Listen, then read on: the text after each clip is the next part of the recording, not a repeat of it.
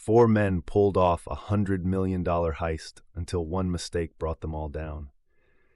I thought I'd seen every kind of crime in my 30 years on the force, but this one stayed with me, long after the cameras were packed up and the evidence folders closed.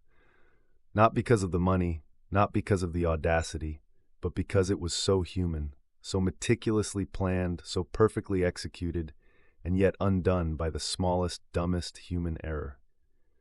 The call came in just after 2 a.m. The city was quiet, the kind of quiet that feels like it's holding its breath.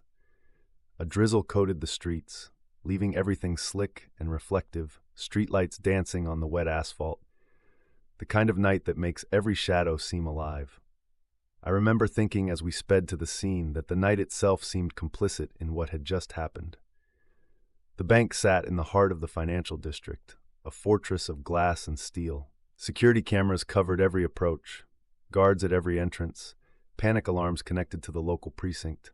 And yet, when we arrived, the vault doors were open, empty, as if mocking us. Inside, the tellers were calm, seated in separate rooms, hands tied neatly in front of them. No shouting, no signs of trauma beyond the initial fear. The robbers hadn't fired a shot. No one had. And still, they had walked out with over $100 million. I remember the smells first. Dust from the vault, disturbed as if brushed away deliberately. The faint tang of gun oil, despite no weapons being discharged. Cigarette smoke, almost imperceptible, lingering like a ghost. The air carried the faint, metallic scent of adrenaline and fear, and somewhere beneath it all I could smell meticulous planning. You can recognize it when a crime is executed so precisely, the smell of control. The scene was almost sterile. There were small anomalies, of course, details that any ordinary observer would have missed. A smudge on the edge of the vault keypad, barely readable, one fingerprint, slight scuff marks on the polished marble floor, angled in ways that suggested hurried but practiced movement. A tiny thread caught on the edge of a teller's counter, out of place. All of it screamed, human hands at work, human pride, human greed, human mistakes. We interviewed the tellers multiple times. Their stories were consistent. The men were calm, polite, efficient. One had noticed a wedding band under a glove. Another remembered the distinctive aroma of the cigarettes, something stronger than the usual brands. I noted it all down. Every detail could matter. In a heist this clean, the smallest thing becomes a thread you can follow. Outside, the streets were alive with normal crime. Gangsters, lowlifes, street hustlers milling about, oblivious to the robbery that had just emptied the city's richest vault. Yet even in that chaos, I noticed patterns. A courier truck that had deviated from its usual route. A cab driver who remembered picking up an unusual passenger near the bank hours before. Little things. Things most detectives dismiss. Things that would matter more than anyone realized. We dusted for prints, collected the camera footage, cross-checked schedules, interviewed security staff, and mapped the city streets in search of an exit route. The 4 men were ghosts, professional, deliberate, clean, the kind of criminals who believe they are untouchable. But I knew better. I'd chased ghosts before. Ghosts always leave something behind. And for 4 men, no matter how precise, there was always a crack, a human flaw, a lapse, a moment when ego or carelessness would creep in. That's what haunted me. Not the audacity of the crime, not the skill, but the reminder that even perfection is temporary. Even the cleverest men leave crumbs. And those crumbs eventually find a detective willing to follow them. I spent the first week after the robbery replaying footage frame by frame, taking notes, marking inconsistencies. The city went on around me, indifferent. But I couldn't. I saw things no one else did. A shadow at the corner of a street, a car parked too long, a figure lingering near the bank a week before the robbery. Nothing concrete, but a pattern, a rhythm, a heartbeat that led somewhere. I knew then that this wasn't just about catching thieves. It was about understanding them, predicting them, finding the moment when their arrogance would betray them. And I also knew it would haunt me. This case, this heist, this lesson in human error. Because once you've seen a perfect crime, you can't unsee it. You just wait and watch. The first days after the robbery were exhausting, not physically. The adrenaline of the call had worn off hours ago, but mentally. I spent hours staring at surveillance footage, the kind that makes your eyes burn and your brain ache. 4 men moving like clockwork, leaving nothing behind, nothing except the faintest of traces. I reviewed the vault cameras again and again. Every movement slowed down frame by frame. They didn't rush. They didn't panic. They moved with the confidence of people who had done this before, people who believed themselves untouchable. Yet even in their perfection, there were inconsistencies. One hand lingered just a fraction too long on the keypad. One figure hesitated for a split second at the edge of a doorway. Tiny things, insignificant to anyone else. But for a detective trained to notice patterns, these were breadcrumbs. The teller's interviews were repetitive, but there were details that stuck. One of them remembered the smell of a particular cigarette, the kind they only sold in a certain part of the city. Another mentioned the faint glint of a wedding band peeking out from under a glove. I noted it all. I didn't know yet how it would matter, but instinct told me it would. Outside the bank, I started mapping movements, security logs, nearby street cameras, taxi records. I walked the streets myself, noting vantage points, alleys, escape routes. The 4 men had vanished, but the city doesn't forget. Someone saw something. Someone always does. It was just a matter of finding who cared enough to remember.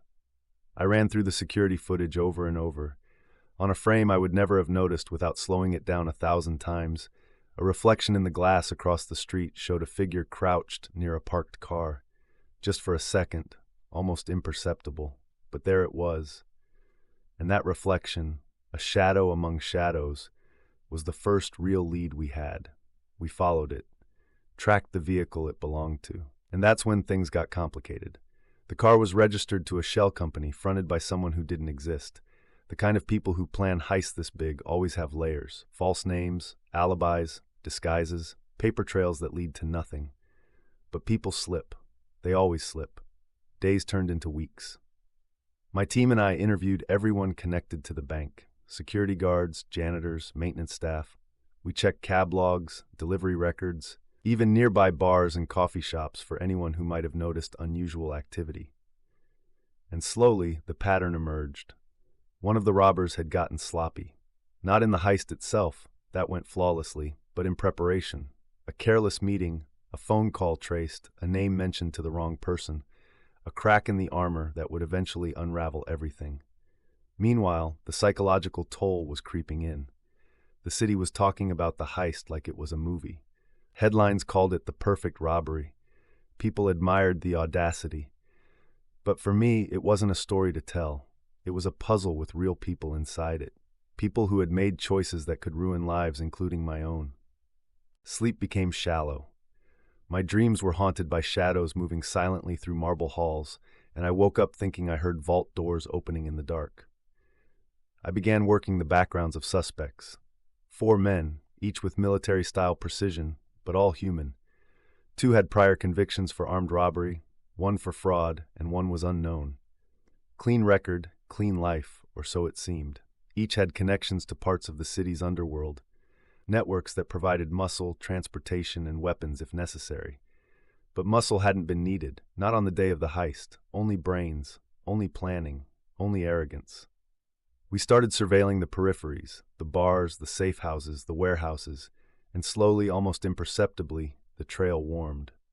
A security camera caught a familiar car near an industrial district. Not the same one from the reflection, another, rented under a false identity. But combined with cab logs, delivery schedules, and eyewitness accounts, it started to form a picture. Then came the first real breakthrough. A man walking near one of the warehouses was recognized by a bartender. Someone had bragged, just slightly, to the wrong person, mentioning a cleanest job ever, and walking out without touching a thing.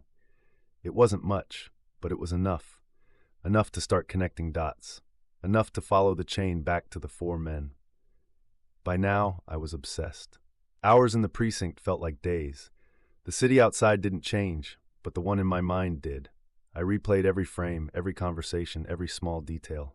Fingerprints, glints of metal, cigarette ashes, a wedding band, reflections.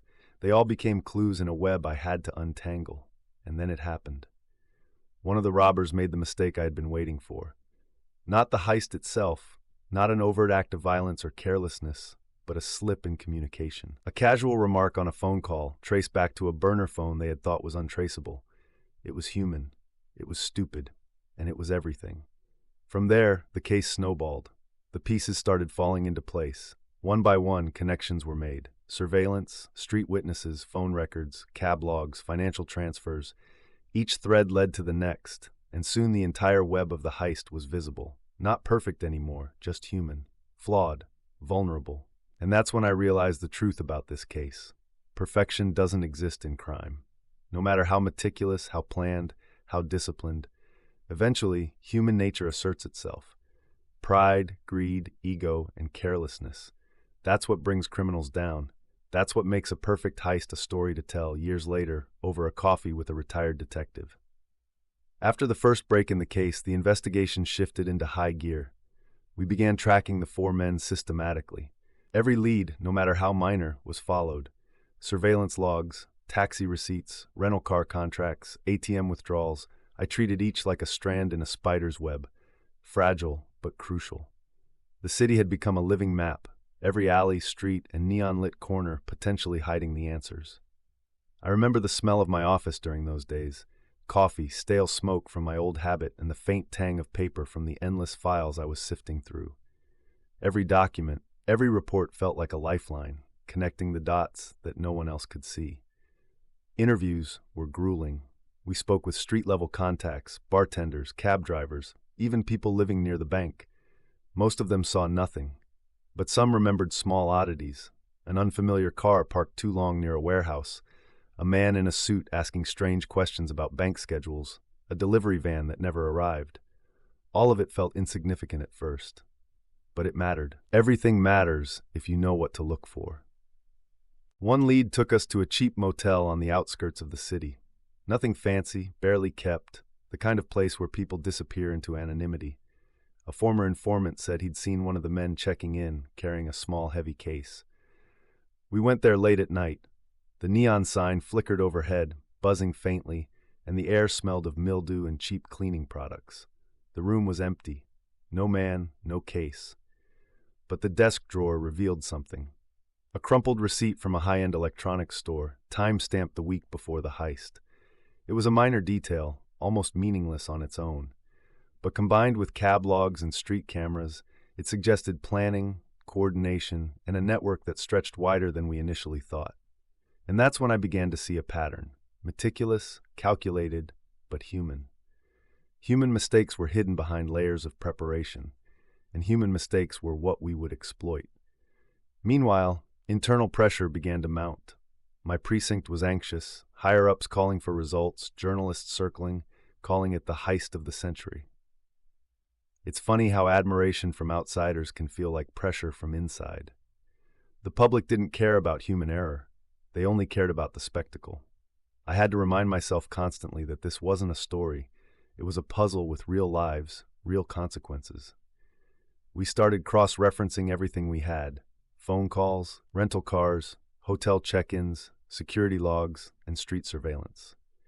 And then we found it, a small discrepancy in a bank contractor's schedule. One of the four men had visited a third-party vendor weeks before the heist, asking very specific questions about a vault mechanism. On paper, it looked innocuous, but the timing, the level of detail, the way he asked, it screamed insider knowledge. From there, the investigation accelerated. We started shadowing associates, running license plate checks, analyzing financial records for unusual activity. Each connection brought more clarity.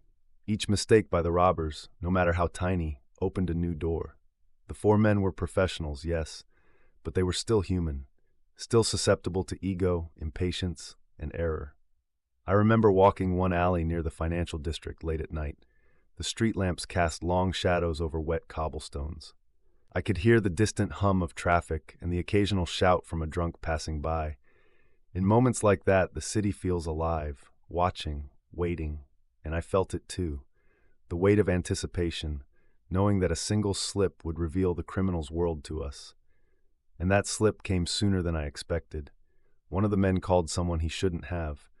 The conversation was brief, almost casual, and it could have been ignored. But our team intercepted it. A name was mentioned, a location. Not much, just a scrap. But it was enough. Enough to narrow the search.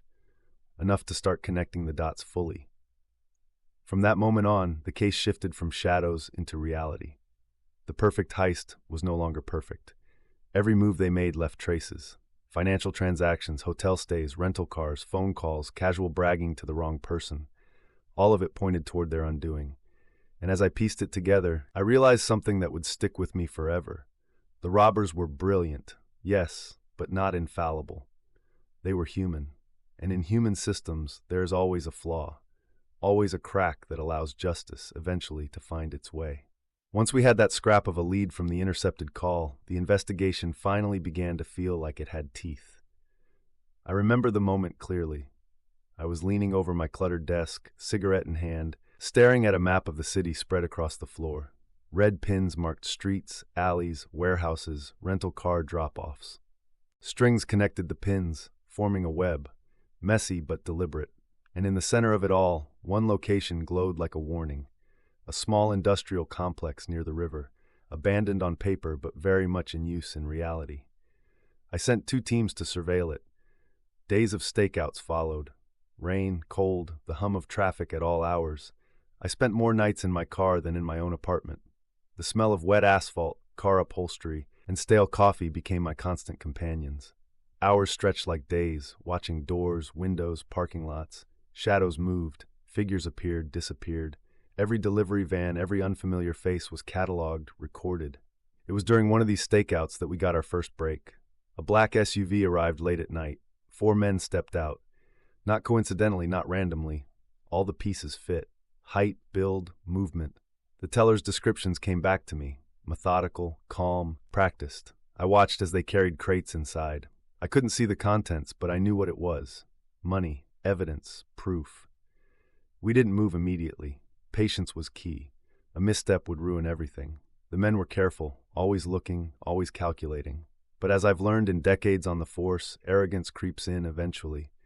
And one of them showed it. Over the next few days, we confirmed identities. One by one, the network surrounding the robbery began to unravel. Safe houses, bank accounts opened under false names, associates who thought they were invisible, thinking they had covered every trace. But the human element betrayed them. One man grew careless, using a familiar burner phone, leaving a digital footprint we could trace. A financial transfer too large, too fast. A cab driver who remembered a passenger's shoes, the scuff on the heel. The first arrest was almost anticlimactic. A young man, nervous, twitchy, sweating under the lights of the interrogation room. The smell of the room, antiseptic mixed with fear, is something I'll never forget. He didn't resist. He didn't fight. He just broke, spilling names, schedules, and secrets that tied the 4 men together. That confession was both satisfying and terrifying. Satisfying because it confirmed everything we suspected. Terrifying because it revealed the depth of planning and the sheer audacity of the crime. Hundreds of millions moved like ghosts, untouched, untouchable, until human error caught up with them. We moved quickly after that. Safe houses were raided, accounts frozen, accomplices questioned. Every day revealed more layers. Every night, I sat alone in my car, exhausted, replaying the events in my head. How carefully these men had orchestrated everything, and yet how fragile the whole operation was. One wrong call, one careless remark, and suddenly the perfect crime wasn't perfect at all. Interrogations became a chess game. The suspects were smart, deliberate, cautious, but panic set in. They knew the net was closing. And when panic meets pride, mistakes happen. One of them contradicted another, one gave a timeline impossible to reconcile, and that was the wedge we needed. The house of cards began to collapse. I remember the night we finally made the coordinated arrests. Rain soaked the streets, reflecting the flashing lights of patrol cars. The air smelled of wet asphalt and tension. I watched from a distance as the 4 men, the ones who had eluded the law and the city, were handcuffed one by one. No bravado, no movie-style showdown, just men, finally human, finally accountable. But even then, the case left its mark. The perfect heist, the brilliance, the audacity, all of it haunted me. Because for every criminal caught, for every mistake that leads to justice, there's a part of you that can't stop thinking, if one detail had gone differently, if one slip hadn't occurred, maybe they'd have walked away. And maybe the city would have never known they existed at all. The first suspect's confession opened the floodgates. but it also revealed just how fragile human planning really is. Each of the four men had a story. Each thought themselves untouchable. Pride, greed, and ego wrapped around them like armor. But one by one, that armor cracked. One's hesitation in answering a simple question, another's casual boast to a friend, a third who forgot a minor but crucial detail, all of it chipped away at their invincibility. We started with the youngest, a man barely 27, nervous, restless. His room was a mess.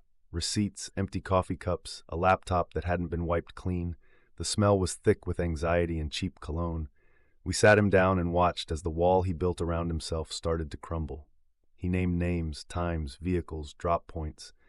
And in doing so, he painted a full picture of the heist we had only seen in fragments. The second man was older, more disciplined, former military. His pride made him confident that he could talk his way out. He didn't. Hours of questioning, alone in a small room with the hum of the ventilation system above, slowly eroded his composure. Sweat beaded on his forehead, fingers tapped nervously on the table, and then the first lie fell apart. One small inconsistency, caught on camera in a previous surveillance check, forced him to admit more than he intended. The third was cunning, clever, meticulous, the planner. He had thought of everything: escape routes, fake identities, alibis, timing. Yet human nature is unpredictable. In one phone conversation, intercepted months later, he had revealed a location to a trusted contact who wasn't trustworthy. And that single slip became the thread we pulled, unraveling the entire operation. The fourth man, the one who had been most careful, was quiet during interrogations. He watched the others break, analyzed them like a chessboard, and calculated his own moves. But even he couldn't withstand the pressure forever. When the safe houses were raided, when financial accounts were frozen, when associates were questioned, the walls closed in. That's when his silence cracked, and with it, the last secrets of the heist came to light. The emotional toll on me was heavy. I wasn't just documenting facts, I was watching 4 human lives unravel in real time. The smell of the interrogation rooms, disinfectant, sweat, tension, became a permanent memory.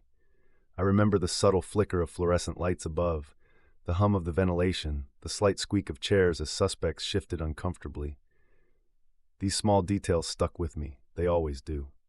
Outside the station, the city moved on, indifferent.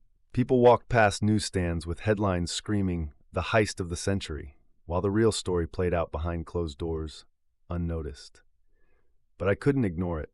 Every detail mattered, every slip mattered, and every human flaw was magnified under the microscope of law enforcement. By the end of the week, every thread had been traced, every safe house checked, every transaction accounted for. The 4 men who had walked into the bank like ghosts and disappeared with a fortune were finally cornered. Not through luck, not through extraordinary heroics, but through patience, meticulous observation, and the certainty that human error would eventually emerge. The arrest of the final suspect was quiet. Rain fell steadily on the streets outside. I could hear it tapping against the windshield as the handcuffs clicked. No dramatic confrontation, no gunfire, just men finally accountable for choices that had spiraled far beyond their control. And yet, even as they were led away, I couldn't shake the haunting thought. This was a perfect heist. Not because they got away, but because it existed at all. Because for hours, days, it had been flawless. And for a moment, it made you respect the audacity, even as you condemned it. I left the precinct that night soaked in rain, the smell of wet asphalt and tires filling my senses, thinking about how small mistakes can bring down even the cleverest. The city slept, unaware that $100 million had passed through the hands of 4 men, and that justice, in its own slow, deliberate way, had caught up with them. The look on his face when he realized that the perfect heist was unraveling, controlled, almost serene at first, then a flash of panic, that's a moment I'll never forget. The arrests were coordinated. Rain-slick streets, flashing lights, the hum of police radios, handcuffs clicking, voices giving commands. No dramatic standoffs, just men realizing the walls of their careful empire were closing in. The smell of wet asphalt, exhaust fumes, and tension filled the air. Each suspect was processed, booked, photographed, and fingerprinted, and for the first time the case felt real in its entirety. No speculation, no shadows, everything accounted for. Even after the arrests, though, the emotional weight lingered. $100 million moved like ghosts for hours. The audacity, the planning, the sheer nerve, and yet all undone by human imperfection. It was a lesson in patience, observation, and the fragility of so-called perfection. It was a reminder that no matter how clever someone thinks they are, human nature will always leave a trace. As I sat in my car that night, watching the city lights glint on wet streets, I thought about the lesson this case had taught me. Not about criminals, not about money, but about the fragility of control and the inevitability of error.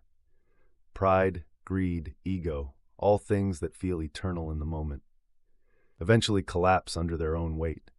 And for four men who thought themselves untouchable, that lesson came with the cold slap of reality. Once the arrests were made, the investigation didn't stop. It shifted, slowly, into legal preparation and psychological observation. I spent hours going over every detail with the prosecutors. Every phone record, bank transfer, surveillance clip, and witness statement had to be airtight. The four men had been careful, meticulous, disciplined, intelligent. But meticulousness doesn't erase ego, and intelligence doesn't prevent human error. Their mistakes were subtle. A word out of place, a name repeated, a route logged in a seemingly meaningless record. And those small missteps became the key to locking the case tight. In the holding cells, I watched them, not just as suspects, but as humans unraveling under the pressure of impending judgment. The youngest trembled constantly, running hands through hair, eyes darting. The second man, disciplined in the field, paced silently, jaw tight, breathing methodical but shallow. The third, the planner, sat with a notebook, scribbling numbers, diagrams, timelines, trying to reconstruct control in a situation that no longer had any. And the fourth, the one who had indirectly triggered the downfall, remained stoic at first, until subtle cracks appeared, tapping fingers, slight swallows, the occasional blink too long. Interrogations continued, now psychological rather than purely factual. We asked questions in different orders, tested alibis, represented evidence. Their reactions, micro-expressions, tone shifts, hesitation, revealed more than any statement ever could. Human pride, so carefully cultivated during the heist, began to collapse. Ego, the very thing that had made them feel invincible, became a trap. One revelation surprised me. The youngest had confided to an officer that he had been reluctant from the start, that he had followed along because he trusted the others. But fear of rejection and the promise of wealth had silenced his conscience. That's when it hit me. Even in the cleanest, most calculated crimes, human emotion is the ultimate wild card. Intelligence alone cannot prevent error when people feel pressure, loyalty, or greed. Financial records revealed the domino effect clearly. The fourth man's careless mention of a drop-off location had triggered a sequence of events. A low-level associate repeated the information. That associate's neighbor, curious, mentioned it to someone else. The network of trust they had built, invisible, tight, and assumed impenetrable, collapsed in layers. One conversation, one error, and the perfect plan became a trail of breadcrumbs leading directly to them. I remember standing in the evidence room, looking at the piles of documents and cash we had recovered. The smell of money was sharp, almost metallic. The paper rustled as I handled it, crisp and tangible. Tools, gloves, ID cards, maps, all meticulously organized by the robbers, now cataloged, labeled, and controlled by us. The contrast was striking. Their careful order now our evidence. The perfection they had believed in now held them accountable. Court preparation took weeks. Each piece of evidence had to be verified, witness statements cross-checked, timelines reconstructed. We rehearsed every scenario. I could still hear the hum of the fluorescent lights in the precinct, the rustle of files, the faint scent of coffee and ink. It became a sensory imprint tied forever to this case. Then came the twist. During review of one financial transaction, I noticed a small, almost invisible error in a ledger the robbers had kept. A decimal misplaced, a transfer logged twice, an insignificant detail in isolation, but when cross-referenced with other evidence, it exposed the fourth man's direct involvement at a level he had tried to hide. It was the mistake that had set everything into motion, the domino that toppled the rest. The courtroom hearings were tense. Watching the four men, calm, arrogant, defiant at first as the evidence mounted, was surreal. Each display of intelligence, each attempt to manipulate perception, faltered as the chain of human error became undeniable. Every slip, every overlooked detail, every minor miscommunication, the very things I had spent weeks piecing together, were laid bare. By the end of the hearings, the pattern was clear to everyone. A heist that had seemed flawless, untouchable, and almost cinematic had been undone entirely by human imperfection. The arrogance that had made the crime bold became their undoing. Their own overconfidence, combined with the natural unpredictability of human behavior, had left a trail for us to follow. Even after the final testimonies, I sat alone in the precinct late at night, reviewing footage, transcripts, and notes. The city outside was quiet, rain streaking the streets, lights reflecting on asphalt. I thought about the perfect timing of their movements, the meticulous planning, and the human errors that had undone them. And I realized, in every crime, no matter how intelligent, there's always a moment when human nature will betray it. The final phase of the case wasn't about chases or dramatic confrontations. It was about consequences. Watching the four men navigate the legal system was like observing a slowly collapsing structure. Each one had believed in his own invincibility, in the meticulous planning that had guided the heist. But the same arrogance that fueled their success now fed their unraveling. Courtroom after courtroom, testimony after testimony, their stories began to crumble. Witnesses corroborated timelines. Financial records painted a precise picture. Every lie was exposed, every inconsistency magnified. The youngest man, barely 27, pleaded for leniency. His voice trembled. His eyes darted constantly, betraying the fear that had been buried under bravado. It was obvious to everyone that his role, while criminal, had been influenced by the others. Yet the law has little patience for hesitation when millions are involved. His confession, detailed and honest, earned him a slightly reduced sentence, but it wasn't mercy. It was accountability. The second man, the disciplined former military, tried to rationalize his actions. He had believed in structure, in control, in logic, yet human error had infiltrated even his best-laid plans. His calm demeanor broke once inconsistencies in his story were revealed. Every nod, every subtle change in his tone was catalogued in the courtroom records. Even the sharpest mind cannot anticipate all variables when humans are involved. The planner, the one with notebooks, maps, and calculations, remained arrogant almost until the end. But when the financial audit and phone records were laid bare, it was clear that no system he created was flawless. Every layer of planning had a gap. Every trusted contact had a potential leak. And it was that realization, visible only in the subtle tremor of his hand and the tightening of his jaw, that confirmed the totality of their downfall. And then there was the fourth man, the quiet, calculating one whose single careless remark had set off the chain reaction. Watching him in court, I could see the weight of that mistake pressing down. The realization of his pivotal role, combined with the inescapable evidence, left him almost silent. Human error, pride, ego, or a fleeting lapse in judgment had undone the entire operation. The very flaw he had underestimated became the instrument of his undoing. Throughout the hearings I observed, listened, and recorded. The sound of the courtroom, murmurs, gavel strikes, the rustle of papers, etched itself into my memory. Every tiny detail mattered. A paused breath, a shuffled foot, the slight crease on a forehead when a truth was revealed. Crime isn't just about acts, it's about human reaction, the psychology of choices, and the inevitability of mistakes. After the sentencing, the city returned to its indifferent rhythm. People walked past the courthouse, unaware of the audacity of the crime or the meticulous unraveling that had followed. For the four men, life had changed irreversibly. The wealth they had stolen, the brilliance they had displayed, and the pride they had carried now meant nothing. For me, the emotional residue lingered. I had spent weeks, months, immersed in their world, watching brilliance undone by human flaws. The rain on asphalt, the flicker of streetlights, the faint hum of distant traffic, all these details became part of the story I would carry forever. The perfect heist had been executed, admired, feared, and then destroyed, not by skill or force, but by human nature itself. I think back now, years later, and I understand the lesson more clearly. No matter how meticulous, how intelligent, how seemingly untouchable a plan may be, Human imperfection is inescapable. Pride, carelessness, and ego are constants. And in those constants, justice eventually finds its way. As I sat in my office for the last time, the city lights glinting on wet streets outside, I realized the truth about this case. Perfection exists only in the moment, and the moment, no matter how brilliant, is fragile. The trial ended, the sentences were handed down, and the city moved on. But I didn't.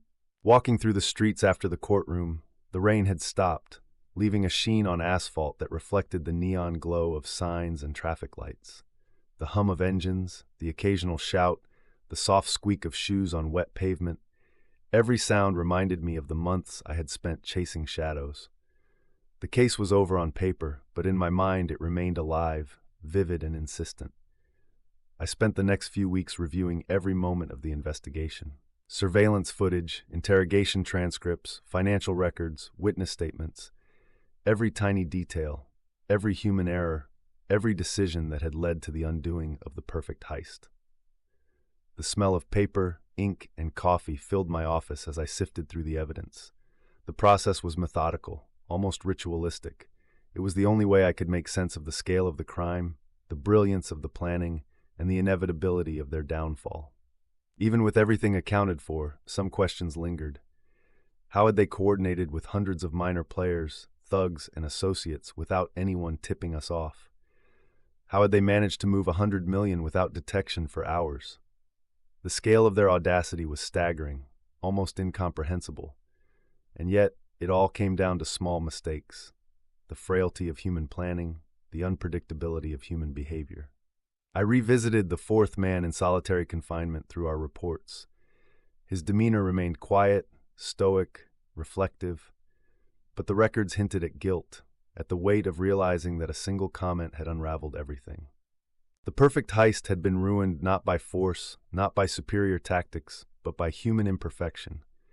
That truth haunted me more than the crime itself. I began to understand that this case wasn't just about money or law enforcement.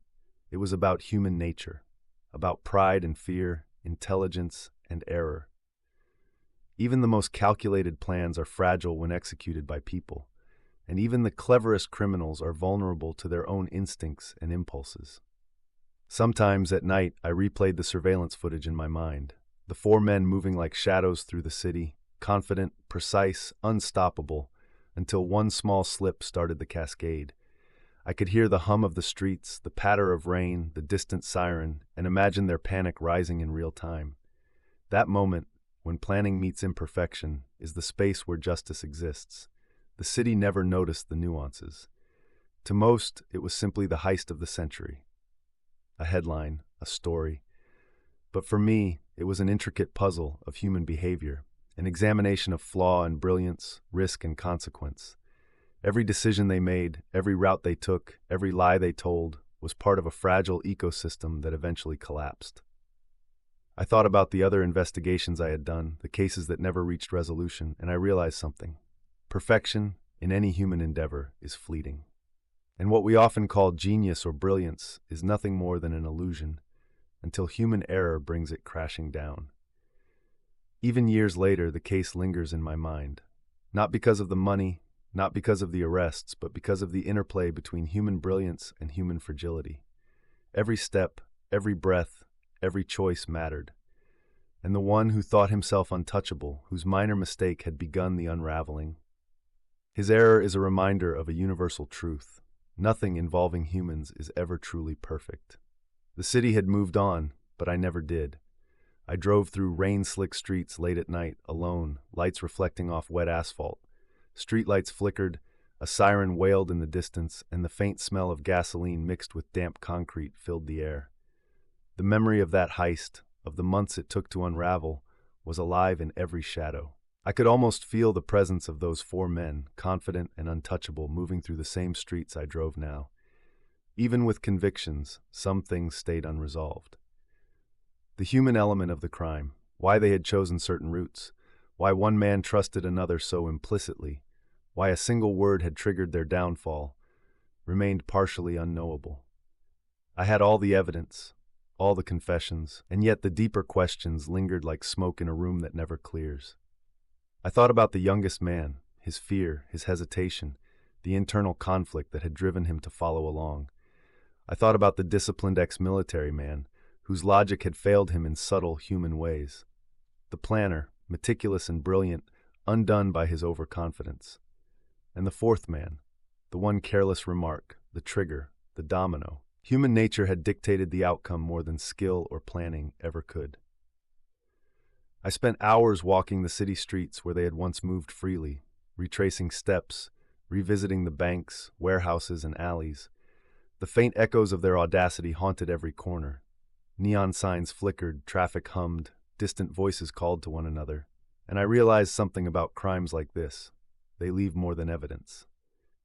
They leave an imprint on memory, a resonance that persists long after the physical traces are gone. The perfect heist had existed for hours, for minutes, for moments when the world seemed frozen and the robbers believed themselves invisible. And for those hours, they were untouchable, brilliant, almost mythic.